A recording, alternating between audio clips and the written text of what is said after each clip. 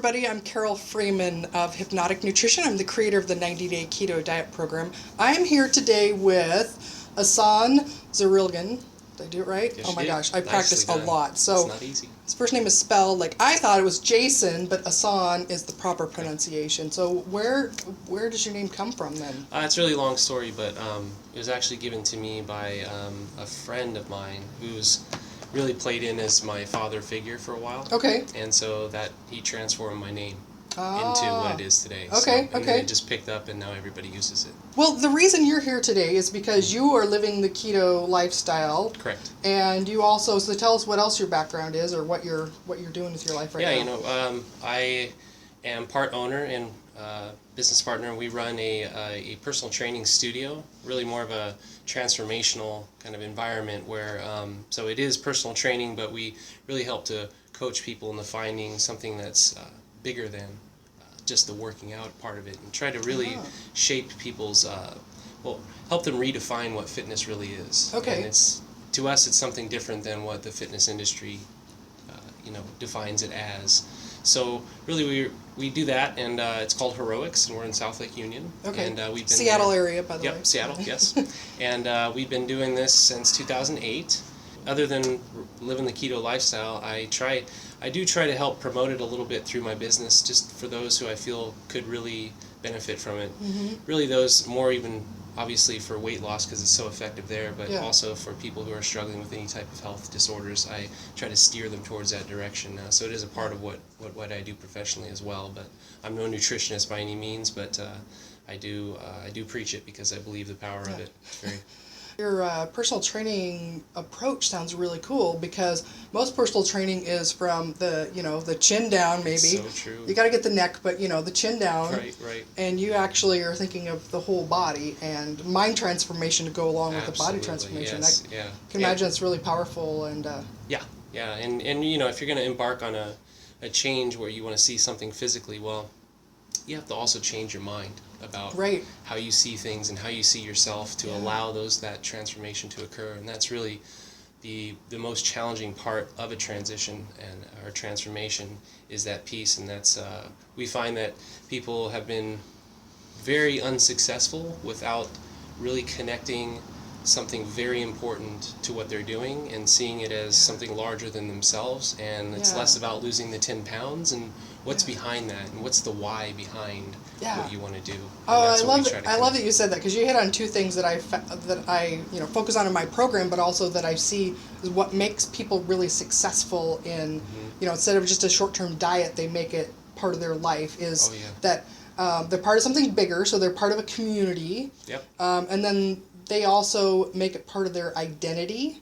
Absolutely. Who they are. This is who I am. This is not just something I'm doing short term. That's right. But that part you said about that why is so important, right? Because a lot of people, they want to do it for weight loss, but weight loss is a short-term goal usually, and it's really easy to push that off. Whereas if you have something much bigger than that, like a huge why with capital letters, absolutely, that is what keeps people motivated to keep going. And without that purpose, I mean, again, we've seen it. I've been doing it for over 13 years now, and the only people I see successful are those who have that piece, who understand that I'm after something larger here, and the byproduct will be, sure, I lose some weight, or I get the shape in my body that I've kind of wanted, but it's not, that can't be the focus. It's too, like you said, it's a short term, and what do you do once you're there, And how do you continue that, and how do you build that forward and maintain that and go further with it? Well, it has to be that. You have to have a strong purpose behind it. So how do you meet with people? Do you do this work as they're pumping iron, or? But we initially, there's an intake process when we work with somebody. We want to get to know that person, the inside and out, and through our intake process, the final kind of outcome of that is, now we've helped them find that piece, that purpose, and then connect that, and then bring that into what you're doing when you're working out with us or in life in general, and have that be that driving piece behind everything that you do, every choice that you make. Yeah. And it then simplifies things too, because it's the guiding, it's kind of the compass. You just do what falls into the values of what you've created and what you want to see and what you believe in, and that purpose. Yeah. And it's just much easier to do things, right? So where did you learn these skills? Like, how did you become aware that this was so important to transformation? And my business partner has been a huge piece of that as well. I think he's naturally tuned that way, and I've learned a lot of that from him. And he's been a great example in that way. But, I look through my life and I've had great examples of that. My mother's very much so like that. She's very driven. She has, she has a strong belief system, and that, and I've watched her succeed at so many times in her life. So I've learned from the people around me for sure. And I guess, I do have a good discipline, and I have strong emotional connection to my life. So I find it easy to believe in something once I do believe in it. Okay. And, so what kind of workout studio or personal training studio, like what kind of? Yeah, it's a smaller studio, not a lot of equipment, a lot of open floor space. We do have weights, but we use them mainly for stretching, more so than even in just repping out. So we have a really large demographic of the people we work with. So we have some high performance, and then we have some people who just want to get rid of back pain, or feel better, feel stronger in their body. And so really we do tune it specifically to that person. So you could see a large array of different types of training going on there at one time. Do you listen to podcasts? Do you listen to videos? Like, do you have people that really inspire you? Yeah, well, as far as podcasts, I do follow Tim Ferriss quite a bit. Okay. He's come up with some really amazing. He does interview a lot of strength training professionals and nutritionists, and so yeah, I find a lot of value in what he does, and I've listened to a lot of his stuff over the years. But as far as in my field, yeah, there are probably names that aren't very recognizable because you don't find them in your everyday fitness magazines. Okay. But it's the real part of the strength training community, and so there's like Charles Poliquin, Coach Chris Summers, who's the national coach for the gymnastics. Okay. And basically he's been kind of at the center of information. He's been informing the strength training community for decades now. So I really tune into what he has to say. And there's very few of them, but Paul Chek's another one that I follow as well, and I've been through his schooling. So I've learned from Poliquin and Paul Chek, and I went through their courses specifically. Okay. It's a big part of tied into what I do. We don't have a set kind of cookie cutter program because we're dealing with people. Yeah. And everybody's different. Their medical history is different. Their constitution's different. Their goals are different, and so therefore we need to specifically individualize that and tailor that program to what they need. And cardio is, even for weight loss, we don't promote cardio training. Especially in weight loss, it's actually. Best kept secret that cardio is not good for weight loss. It's true. It's true. Unless you're fat adapted, then. Yeah, no, that's a different story. Right, totally.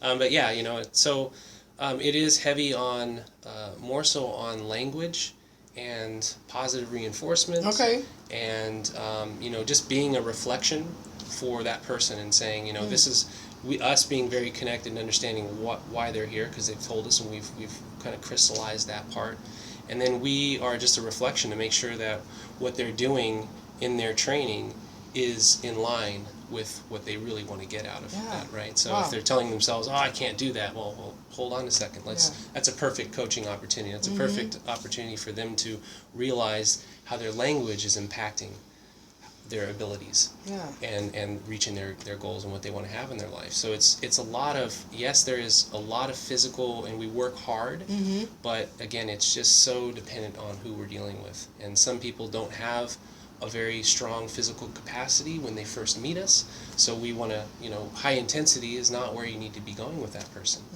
Somebody who has a long experience with training and they have performance-based goals, then sure, in that case we could add in some cardio if that's specifically necessary for their goals. Otherwise, if it's not, then you don't need to do cardio training. So it's specific to that individual. It's really cool that you do such a personalized approach. It's missing, I think, a lot of gyms and personal trainers, and I remember going to one place many years ago where the big rope, whatever the rope, what's that called, where you do that with the rope? You do with rope, basically. I don't think it has much fancier name than that. At the time I was having terrible low back pain, like some really big problems in my low back, and I went in to try this, gym out, and the guy's like, okay, start out and do the rope thing, and I was like, it hurts my back really bad. And he's like, well, just do it a little bit slower then. And I was like, are you sure this is good? Like, I don't think working out with pain is a good thing. And he's like, nope, this is what people do here, so you got to do that. And I was like, that doesn't seem like, I'm not a personal trainer, but that doesn't seem like a good idea to me. So I just think that's so unique, right? That you actually tailor things to what people's abilities are and what their needs are. Unfortunately, it is. But it's not about no pain, no gain anymore. Mm-hmm. No pain, no gain. It's no brain, no gain. So it has to be, Ooh, that's a cool phrase. That's not mine. That's Coach Chris Summers. But it's truth. It's truth, and wisdom behind what you're doing, and training and adopting it as a lifestyle instead of just going to the gym and working out because you think you need to. It's a completely different relationship with exercise. Oh, that's really exciting. I bet you have some really amazing transformation stories then of this approach that you do. Like, can you think of an example off the top of your head of somebody? Oh man. I mean, we've got so many that weight loss is a big one, and we do deal with we don't have a weight loss program again, but we do deal with weight loss, and in that case, I do steer people towards a ketogenic, depending upon their constitution, and you can tell how into and kind of committed people are to this process, and if they're not super committed, well then ketosis is not going to work out for you. You got to be in it. But we do tailor that to the ketosis, and just even increasing fats and reducing carbohydrates. You don't even have to go into ketosis, So I try to kind of steer people towards that direction. But we get 40, 50-pound weight loss in our kind of idea of you don't need to do cardio. So without doing cardiovascular training, just being active, getting people to move, just move, just walk, just park your car a little further, walk, take those stairs. Take a walk during the day. Just find ways that you can enjoy what you're doing. So if you like to ride your bike, well then just ride your bike. Don't go out and think you need to ride hills and exhaust yourself and end up coming back with sore knees or something. So and it's not about hitting a certain calorie burning goal each day we really want people to look at their food differently as well. So but no, we get a lot of we do get results and it's in weight loss and high performance, and I mean we see a ton of it. That must be really rewarding. It is. It's a beautiful thing to do. I love my work. Love my work. That's great. Well, so what we haven't talked about yet, but I really want to know as well, is how you got to keto. Okay. Where did you start when you were growing up? What was your diet like? Walk me through the whole. Okay. Fair. Yeah. So growing up, I knew nothing about nutrition. Are you from Seattle or? No, I'm from California. Okay. I grew up in Stockton, California. Ah. And I grew up just eating whatever I wanted to eat, and that was a lot of sugar. Okay. That was a ton of sugar, and then with sugar on top of that, and maybe a burger, and so I grew up on fast food, pizza, sugar, Coca-Cola, all those things. Right? The standard old American diet. Yeah. And then it didn't really come to head until I was in my 20s, and I just had started training, becoming a personal trainer. Because you wanted a six-pack, right? Because that's what every guy, the only reason anybody as a guy starts to work out is because they think they need that, right? Yeah, it was about building muscle, and it was about the looks, and so but I became a personal trainer and started becoming really successful, and my client load was really heavy. People wanted to train with me, which was great, but I was working with 16 to 20 people a day. Wow. Yes. Wow. And so it was just constant. It was. I didn't realize the stress that it was actually placing on me because I was also new at my job. So, and I'm sensitive in the fact with everything, but I really care about the people. And that's when you're first getting into this type of work, you've got to learn how to separate yourself from that and not take it home with you, basically. Yeah. And so I wasn't doing a good job of that. So because personal trainers start at like 5 a.m. or. Yeah, I didn't, but mine was like kind of mid-morning shift all the way through till 9 o'clock at night. Yeah. Wow. And so I barely had enough time to eat in there, and that was every day. So the workload itself was a lot, and when you're getting into this type of work, you don't realize the physical impact of it, but it's it's something your body needs to adapt to. So at that time, were you doing the typical 6 meals a day personal trainer diet, right? Straight okay, up, yeah. Five, lower 6 fat, meals, absolutely, yeah. And really, for me, I didn't even pay attention to low fat, high fat. I just ate, and I ate a lot, and I trained a lot, but. And then I didn't realize the physical impact and the mental and emotional impact of my job and just the long hours I was doing, and that mixed in with going to bed too late, not really understanding what it meant to be healthy and all the aspects of health, and so a disease manifested in me. Oh. Okay. And so I have ulcerative colitis, and it started in 2004. And it hit me really hard and heavy, and I ended up in the hospital because I didn't pay attention to it, and I thought, wow, this is something, this will pass, or I'm not going to be affected by whatever's going on. I just don't need to pay attention. Well, yeah, because you're too young to have something really serious. Absolutely. So that put me in the hospital. Okay. And my journey began with ulcerative colitis. So can you tell us what that is? Because not everybody listening is going to... Yeah, ulcerative colitis is an autoimmune disease that affects the colon. And it ulcerates, so there's ulcers form in your colon, and you can't eat anything. It's very painful, right? It's very painful. Yeah. It's very, very painful, and so I withered away. I wasn't eating. I started missing work, and finally I ended up in the hospital from it. So okay. And then so that was in 2004, and then going through the typical kind of medical community and that process was very disheartening, and I was told that basically you have a disease that you can't do anything about, here, take the medication. Yeah, which the powerful immune suppressant medication is all they have, right? Absolutely. Yeah, and that's the other bigger part of my health issue was what that subdued immune system for such an extended period of time, how that created and manifested in even more problems. Yeah, right. That the doctors weren't even addressing, weren't even considering, weren't even looking at, and the whole while they're forming and just making matters worse, and they're trying to treat it as it's just ulcerative colitis, while there was a lot more behind it than they realized and I realized. So, fast forward 10 years of a lot of just struggle with this disease.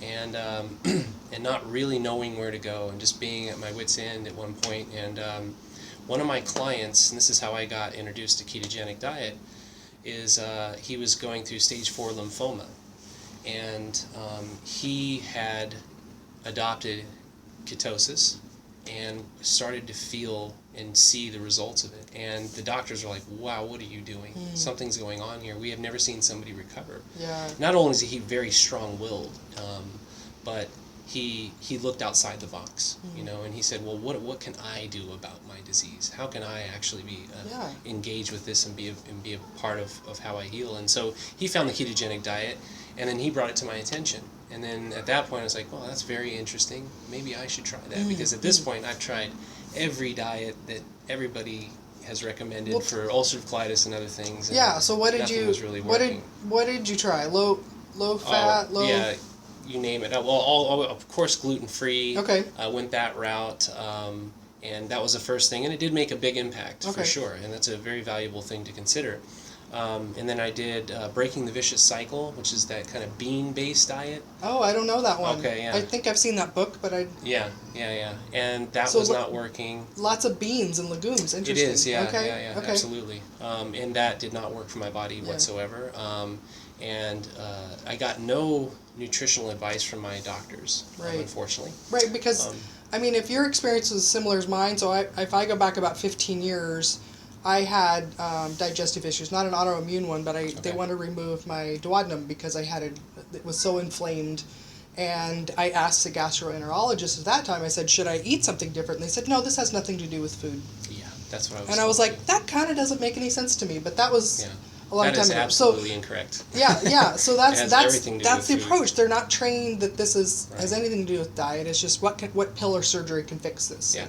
And that's exactly what I was It still hasn't changed in 15 years, unfortunately. Unfortunately. And I asked so many questions, and I got, disempowered. And they were just cutting me off and telling me that there wasn't anything I could do about it. So anyway, when I met him, my client who had stage 4 lymphoma and was beating it like they'd never seen before, he was using the ketogenic diet, and he swore that was the piece. Mm-hmm. That was the piece that was allowing him to get to where he was with it. And so I said, all right, I'm gonna give this an honest shot, and everything started to change for the better. Yeah, like how fast? Was it years? Did you have to do it for years? No, yeah, not at all. I mean, I have been doing it for years, but I noticed immediate results, like a calming of my digestive system completely.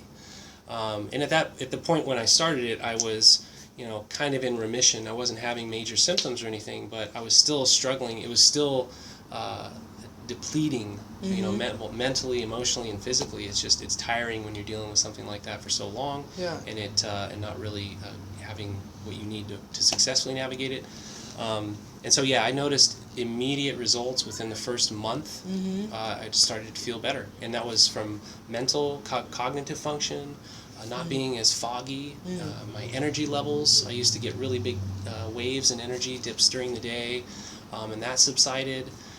And I also would have this ravenous hunger that I could never get rid of, Okay. Yeah, because your body was probably literally starved of nutrients. Really, yes, that's exactly what was going on. Yeah. And so, my hunger cravings stopped, and I feel like the need for food, I just didn't feel like I needed to eat as much, which was a nice change for me. But from a mental and emotional standpoint, I felt more balanced, clear thinking, better energy. Not as affected by stress, not so thrown off my balance from when I deal with challenge in my life, and all the way to just I can feel like something was going on in my gut, and I was actually starting to heal, and I got a good sense of that. So it was very a positive experience in the beginning. So when people say like, well, aren't you ever going to have beer or sweet potato again? Like, do you just kind of go, no? Yeah, no, I'm not. I mean, it's not like you can never have something, but in ketosis it's not the easiest way of eating, just as far as people look at the restriction constantly. So I tell people in that, and is I'm not focused on what I'm losing or I'm missing out or what I had to give up on. Yeah. It's more like I'm just focused on what I'm getting out of this thing. Yeah. And that's a completely different mind shift to succeed, and I don't think you can succeed without it. You know? And so, it doesn't bother me. I can be in a room and people are eating pizza or they're having pie at Thanksgiving, and I'm just like, that's just not for me. It's just not what I do. So what, have you done any tweaks to your keto diet over the years? I have tweaked it a lot, and but it's always just relative to what my body is able to handle at that point in time. Yeah. So it's really basic otherwise. So my eating is super basic. I just have meat and vegetables with that, and that's it. And they're typically whatever's in season as far as vegetables, whatever's growing above ground, right? So I still stay away from the starches, of course, and the higher carbohydrate, more sugary kind of beets and carrots and things like that. I don't eat. My body just doesn't handle it well. And so it's basic. So it's nothing exciting to talk about maybe for somebody, but I don't have a lot of ideas behind how do you cook more exploratory and a little more exciting in ketosis, because I've just been dealing with what I deal with, and it's just kept me very there's just a few foods that I can eat, basically. So I don't stray too far, basically. Well, and one of the things I found talking to a lot of people about their ketogenic diets is that that the focus of your life is no longer about food, right? So the fact that you can eat these few foods, it's not that big of a deal, because food is fuel. Yeah. And you enjoy it when you eat it. It actually tastes much better than anything you had before. Oh, that's awesome. But it doesn't consume your thoughts all day long. It's just maybe, once or twice a day you're like, oh, I should eat something, and this is nice, and now I feel good and satisfied. And so a lot of people that are dependent on carbohydrates is almost their entire day they're thinking about what they just ate or planning what they want to eat next, or they're thinking about what they're going to make for dinner tomorrow and how do they get it, and dealing with cravings. And so being fat adapted and on a ketogenic diet, it just changes your whole perspective about food. It's just absolutely food right. is fuel, and it's not, it's not this like poor me thing that I can't eat this and that all the time anymore. It's so true. It's so true. Yeah. Yeah. Yeah. Absolutely. I still eat 3 times a day. Okay. Just because of my line of work and my metabolism. So I found out what works well for me. Yeah. And I do believe in intermittent fasting and not eating as much more than you need to, but I will move all day long, and I can I use a lot of my energy, so I just find that 3 meals, 2 normal size and then 1 a little smaller in the middle of the day kind of really works out well for me. So. But that's half as many times as you were eating before, yeah, and the quantity's different and everything, the quality, so yeah. So what you said, you mentioned intermittent fasting. So how do you incorporate that, or is that a regular part of your month or week or whatever? Yeah, I wasn't paying as much attention to it as I do these days, and so I'll use it periodically. And what I would do is maybe I would just not eat breakfast, or I won't eat dinner, one of those 2. Okay. So yeah, then I get a nice stretch of anywhere from 12 to sometimes even 16 hours where you don't eat at all. And and the benefits of that, you're just going to really rev those ketones up. And well, and for you, so a lot, there's a lot of different benefits of intermittent fasting, but especially for you with something going on in your colon, giving it that rest, a longer period you can go without food in there. I always talk about, it's like if you have some kind of a wound on your arm and you continually scratch that, it's going to be really hard for it to ever heal. Absolutely. And so your intestines are kind of the same way. If there's injury in there, or an ulcer is like a big sore in there, the more rest you can give it, the more it can finally heal. Yeah, absolutely. Yeah, good point. Yeah. It's very helpful. Yeah, so skipping a meal, so it sounds like maybe like a 16 to 18 hour Sometimes, fasting window occasionally. Is it anything that you plan regularly, or is it just something that happens? Yeah, I just go intuitive with it. Okay. And it's ketosis has also helped with that a ton. Is really learning what works for my body, and letting that intuitive nature come through in my food choices, and when I do plan things like that, or like intermittent fasting, or when I want to increase proteins a little bit more during a specific phase. So it does have a lot to do with me and my constitution and what my body finds works well for it, as well as my training.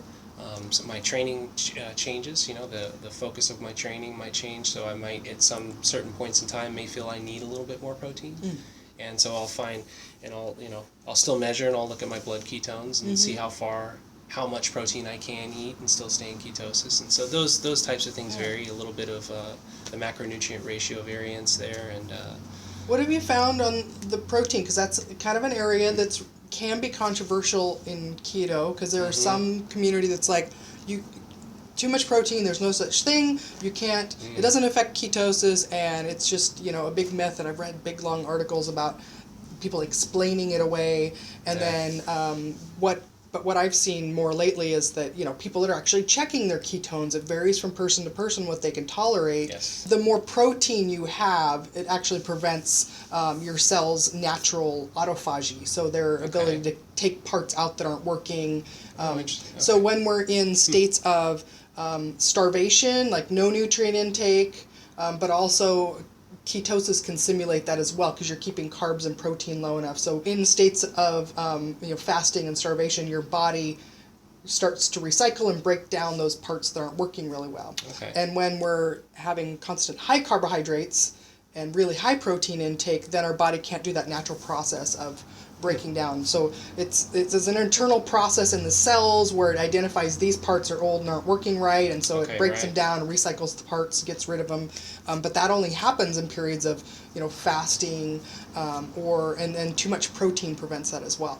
So that's another trend towards lowest protein intake, that people can still meet all their other health goals. And then so share with me what you found, like kind of your protein range that your body tolerates. Yeah, that's there's definitely, it does change, as does my carb tolerance. I noticed that when I first started ketosis, my carb tolerance was massively low. Like, it was ridiculously low. It took me a lot more, there's kind of that number of 50 grams of carbs will generally speaking, will get most people into ketosis. Eating the right fat too. Yeah. But I had to go lower than that to actually make that happen. And then over time, I was actually able to get up into up to about 80 grams of carbs a day and still stay in ketosis. But my proteins. 80 grams a day, and you're still. I was still able there. to at one point in time. Okay. Yeah, so this was that different. coupled with exercise maybe too? Or? Oh yeah. Okay. Oh yeah. Okay. Yeah, absolutely. I haven't tried to push mine that high. So. Okay. Yeah.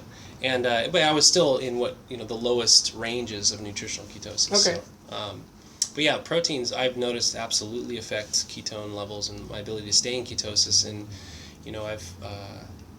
I can definitely bump myself out of ketosis if I have too much protein. Okay. My ranges, I would say I'm probably in anywhere from, I could get up to an 80 to 100 grams. Okay. At some point. Yeah. Yep. But typically I'll stay lower than that. Yeah. And I'm not sure exactly where I'm at this point, but I would say it's anywhere from 60 to maybe 80 grams. Yeah. Which is, but that's kind of the range I usually stay in as well, or maybe even lower. And it's really interesting, a total mind shift for me as well, even over this process. It's like, you need to make sure you get enough protein, but it turns out that ketosis actually preserves your muscle mass. Sparing. Yeah, and so and learning more about your body recycling protein parts as well. So it's pretty interesting. But that's definitely, I can imagine going back to your early trainer days, were you supplementing with protein shakes and things like that? Lots of protein shakes and amino acids and more protein the better. Yeah, and so how do you compare then your muscle gain and lean mass now on this low protein approach versus when you're probably getting 200 grams or more a day with protein shakes? Yeah, absolutely. No, I've definitely a different body composition for sure. I'm much lower in my fat percentage, but I don't have my lean mass just stays there. Okay. It's not like I'm trying to gain lean mass, but it's easy to keep on, and I recover plenty fine from my workouts. In fact, I noticed that I actually have a quicker and more efficient, and I feel like I actually recover a lot more fully from the work that I do now, being in ketosis, than I have ever did with any other type of diet during the past experimentation. So I've noticed a really good body composition, right where I want it to be. It's easy to keep it there, and I definitely do not lose muscle mass. But it's not a diet where you're actually going to gain a ton of lean mass as well, if that's your goal, like trying to be big and bulky, which I don't know why you'd want to do that, but a lot of people still do. So, but yeah, for me personally, I think it's been nothing but helpful to create a more balanced body composition for me. I'm curious then about your healing of your gut. Have you incorporated any bone broth or fermented foods? Absolutely. How does that work for you? Okay. Yeah. I've been on bone broth pretty heavily. Do you make that yourself? We know you're not a chef. Okay. Yeah, absolutely. I do cook all my own meals myself. It's just there's nothing fancy behind it. I'm a functional eater, so food is fuel for me. But I've used bone broth and found it to be really helpful in my process. For this last kind of phase of healing, I've had to think outside the box that way. And how do you make your bone broth? Yeah, not everybody's even going to know what the heck that is. Yeah. It's so you can use many different animals, right? It could be chicken, it could be pork, it could be beef, but whatever source you're getting should be highest quality, grass-fed. Because whatever you're putting in, you're super concentrating. So, you just want high quality. Even your water should be filtered. Make sure that you're paying attention to those kinds of things. And, from there, it's basically you take in a standard size crock pot, you take anywhere from 4 to 6 pounds of bones, generally speaking. And I use a little bit of apple cider vinegar with the recipe that I had to start helping break down the bone and the collagen and such. And then, then I add the water and chop up whatever vegetables. I mean, you can be as experimental with it as you want. A lot of people just add the plain, good old onions and carrots, and really you could take whatever you have in your fridge, anything that's left still in your fridge. I mean, throw it in there. Any vegetables you want to put in there. You don't put any salt in until afterwards because it's going to super concentrate that salt. And then you give it, what I've learned is anywhere from 12 to 24 hours. And anything past that's not necessary. And voila, you have amazing, super nutrient-dense food that's massively healing to the gut. Yeah. And it just gives a lot of nutrients that we don't get in our daily diets anymore, unfortunately. So it's been powerful, and I've noticed a huge difference in my gut health when I drink it as opposed to not. So it's been very helpful. It's really tasty, right? Like, oh, it's so good. It's one of the biggest kept secrets about really how to make a really tasty soup or stew is just start with that bone broth, and whatever you put in it, people are gonna wonder what you. It's awesome. I'd stick it in a thermos and just take it around with me and drink it during the day. Yeah. I mean, you don't even have to cook with it, but it is a well kept secret. Mm-hmm.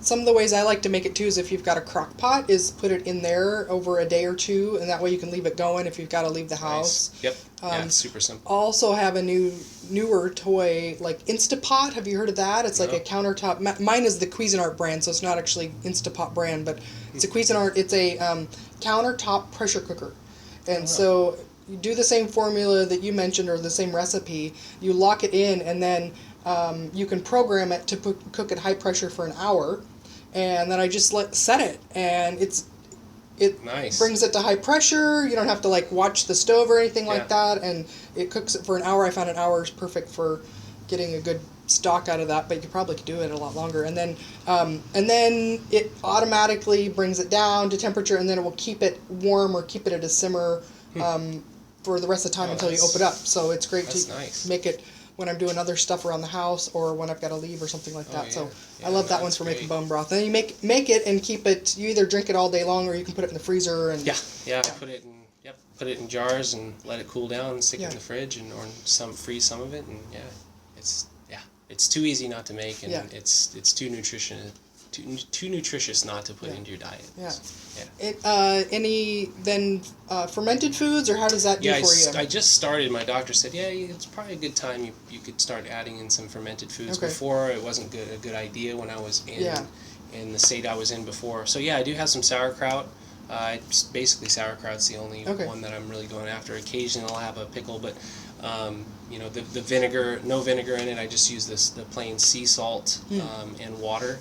So you're making your own sauerkraut too? I don't make it myself. I looked into that and I thought, because there is a couple of really good companies out there who make a good one, so that works for me. It's not that expensive, but I found that has been helpful, and I have noticed a difference. But I do take a high-powered probiotic as well, and that's been helpful. I don't take everything under the sun as far as supplementation, but I do use some supplementation. Okay. Yeah.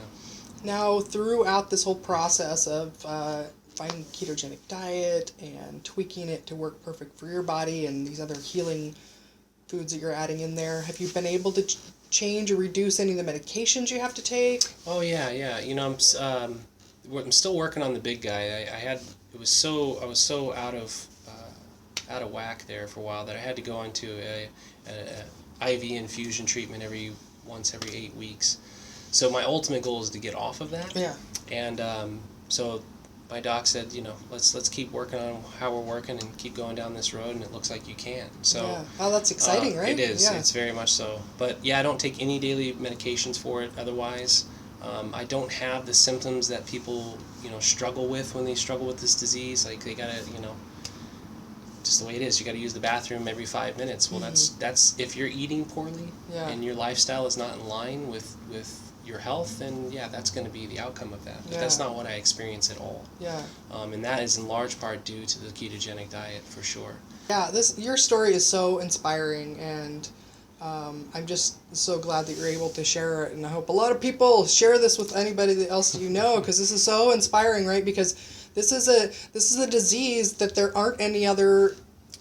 No. There's management for it, right? And it progresses. Yes. And a lot of it involves lots of surgery, right? Yes. And so it's so exciting that, what you're eating has a huge impact on it, and you're reversing it. You're healing. Yes. You're healing your body. Yes. And I love stories like that. It's so amazing. I also want to really point out the fact that your story started with eating fast food and a lot of high sugar refined diet as a kid. Most definitely. And this was something I saw this morning online, actually, that people have the misunderstanding or misguided thoughts that, well, we give junk food to kids because they're kids, right? And it's okay because they can have it when they're young. They don't need to worry about that until they're older.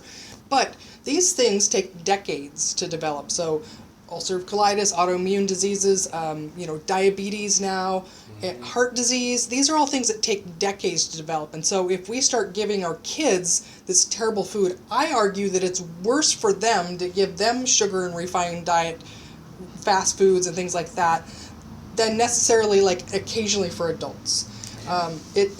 You're setting the stage for their lifelong health. So if you're listening to this and you don't have ulcerative colitis, you're like, oh, I don't have that. Like, if you have kids, please feed them the healthiest food that you can, because you're going to set them up for a lifetime of health rather than having to struggle with what you've had to struggle with. So true. I agree. I know that's hard to do. Yeah. It's easier said than done, but there is truth in that, and you're setting up the habits for the rest of their life. Yeah.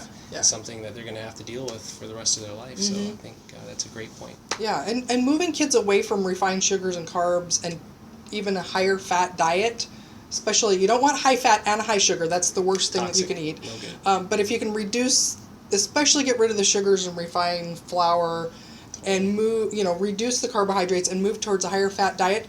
Kids naturally love fat. They're born to love fat, right? Like, so many stories of parents and the kids at the restaurant, and the kids are eating the butter pats off the table, and the parents like, stop doing that. That's not good for you. It's like, where did they get that? They naturally want a lot of fat. They want high fat dairy, cheese, butter, all those high fat things. Kids are naturally trained to like those. So give them what they know they really need and want. That's true. Very good point. Yeah. Very good point. Yeah. Well, as we wrap up here, is there anything else that you were hoping to share that I didn't ask you about? I think it's the ketogenic diet. I think it's just been it's a powerful transformational tool, and it does have its challenges because it's not what is just massively accepted. And if you're like going out with friends, for instance, that creates a challenge on how do you navigate a restaurant, or so you do have to learn a new way of being and a new way of approaching and looking at your foods. But what you get out of it is it's far more powerful and far more reaching in a positive way into your life than you could ever imagine unless you've experienced it. So I just highly recommend, if you're thinking about it or you're on the fence about it, to step forward into it and just go for it, but go for it all the way. Because I think a lot of people make the mistake of trying to get into ketosis and they just don't do it the way it's supposed to be done, and you get the exact opposite. So if you just cut your carbohydrates down, for instance, and you don't add enough healthy fats, well, you have no energy. You're going to feel terrible, and a lot of people do that for the first couple weeks, and they experience all types of flu-like symptoms to you name it, and then they get frustrated with the process and they can it and they say, oh, that didn't work for me. Well, that's not true. You just got to do it the right way, and you got to fully commit to something when you do it.